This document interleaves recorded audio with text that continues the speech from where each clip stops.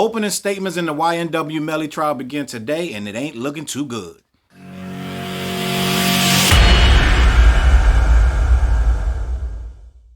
What up, world? Your boy Charles Brown back again talking facts. Hit the like button. Hit that subscribe. Hit that notification bell. Okay, man. Ynw Melly trial for double murder started today. And it's some wild stuff in here. And I don't know where we're going to go from here. But the defense going to try to do what they do. Let me read this article and we're going to have a conversation. Opening statements and testimony began today for rapper Jamel Demons, known as Ynw Melly. Last name Demons. That's crazy. For his double homicide trial in Broward County. Demons, 24, and his childhood friend and recording partner, Cortland Henry, 24, of Gifford, are charged with 2 counts of first-degree murder with a firearm in the shooting deaths of friends Anthony Williams, a.k.a. Sack Chaser, and Christopher Thomas Jr., a.k.a. Ynw Juvie. So it's Ynw Sack Chaser and Ynw Juvie. Demons and Henry were both 19 when Thomas, 19, of Gifford, and Williams, 21, of Fort Pierce, were shot and killed on October 26, 2018. The homicides occurred during what law enforcement authorities later called a staged drive-by shooting, which is crazy. They're saying they staged a drive-by. They shot these dudes. And this is what the allegedly, this is what the police are saying. Demons turned himself into Broward County on February 13, 2019, after being indicted by a grand jury. He pled not guilty to capital murder. Henry, who also pled not guilty, is facing the death penalty. He was released in 2020 on bail in conditions of house arrest. Law and Crime partnered with hip-hop music journalist Bryson Paul as a correspondent on the trial. The trial is being broadcast through Law and Crime Network, which can be accessed through a cable provider. Yeah, it's crazy. That Law and Crime Network is eating real good off of this because everywhere you turn, any video footage, anything, is coming from Law and Crime Network, and they milking this. If you go on their YouTube, this is getting them more views than anything else. But let me continue. If a jury finds Demons guilty of first-degree murder during the first part of his trial, the same jury that convicted him would determine his punishment, which can be life in prison, or execution. So what happened today, right, with these opening statements? They're basically saying that they have messages. I believe it was from his social media, right? Saying people were tagging him about the murder of his 2 friends. And he allegedly wrote, "I did that," with like shh, with a shh emoji or whatever he put, right? They also got footage of when they left the studio together with them in the car, and they got footage of when he returned in the when they dropped them from wherever they were at to the hospital. So there's a lot of the defense got their hands full. Now I'm going to read what happened on the first day actually of the prosecution. On Monday, both the defense and prosecution laid out their cases before breaking things down on a micro level. In the coming weeks, it appears the defense is going to try to make a case that Ynw Bortland was in fact the shooter. Ynw Melly's attorney told the jury that Bortland had gunpowder residue on his hands and was wearing a change of clothes when he dropped off Juvie and Sack Chaser's deceased bodies in the hospital. So that's Ynw Melly's defense, is that his man did it. Mind you, they were saying that it was a drive-by shooting, so I guess that's out the window. Let me keep continuing. Those were Bortland's lies, says Melly's attorney. His lies about where the incident occurred, he lies about how it occurred, and he lies about not having the phone. The defense is also calling into question the police's investigation of the crime. The Fredo Bang connection to Ynw Melly's murder trial. Prosecutors in the case tried to prove that Fredo Bang picked up Ynw Melly following the murders. They say that they have cell phone data that proves Melly sent Fredo his location minutes after the killings, and Fredo arrived at the location a short time later. Prosecutors are trying to get Fredo Bang to testify in the case. He refused to answer any questions. The prosecution also told the jury about incriminating text messages Ynw Melly sent friends following the incident. This individual reaching out asking if Mr. Demons is good after he's been tagged in social media posts about the shooting, and Mr. Demon responds, "I did that." Shh. That's what the prosecutor, that was crazy when she put that up, when they showed that. That was wild. Let me continue.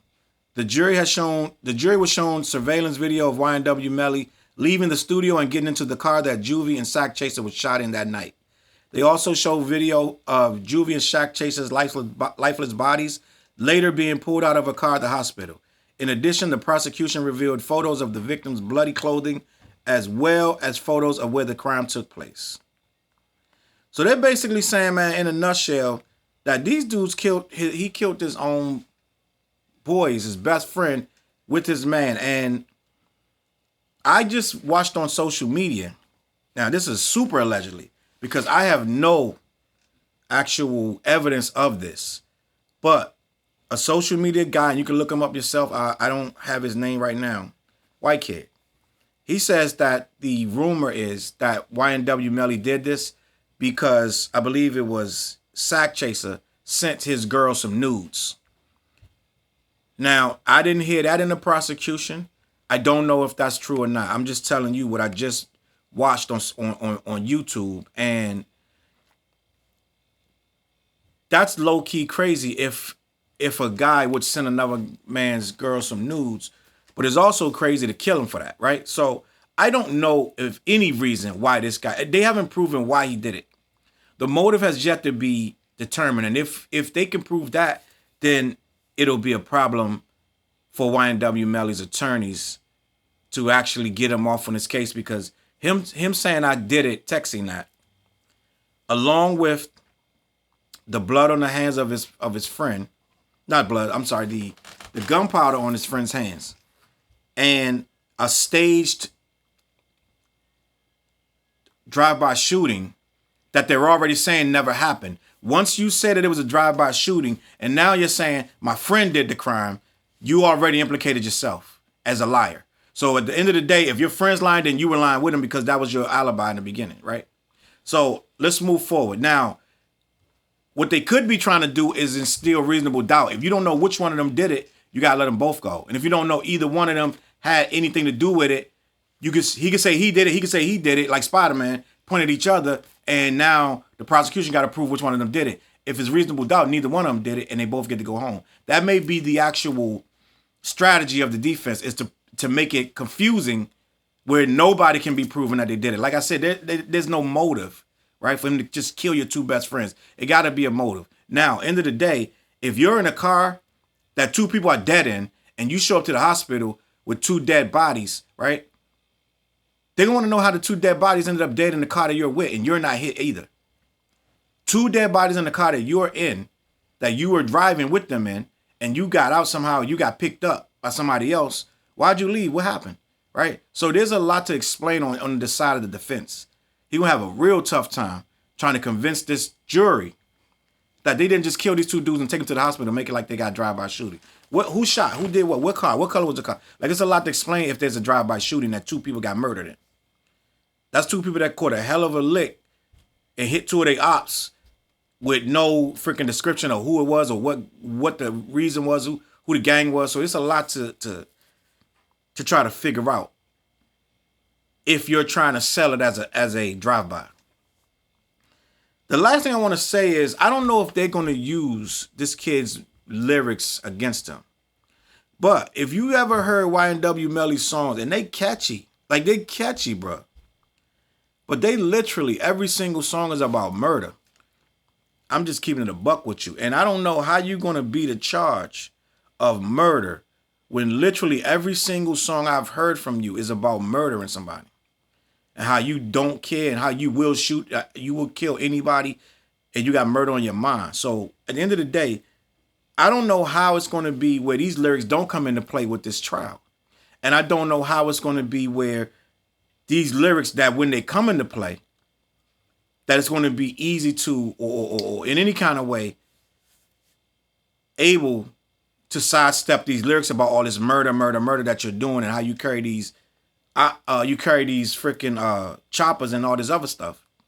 But you want us to believe you didn't do nothing to anybody. We're going to have to understand the words that we say have power. And when you use that power in this kind of way, even if you didn't do this, if you're using that much murder as a part of your actual music, at some point, it can come back to hurt you. I'm going to leave it at that. CLBMG.com. My name is Charles Brown. Hit the like button. Hit the subscribe, hit the notification bell. I'm going to catch y'all on that flip side. Peace.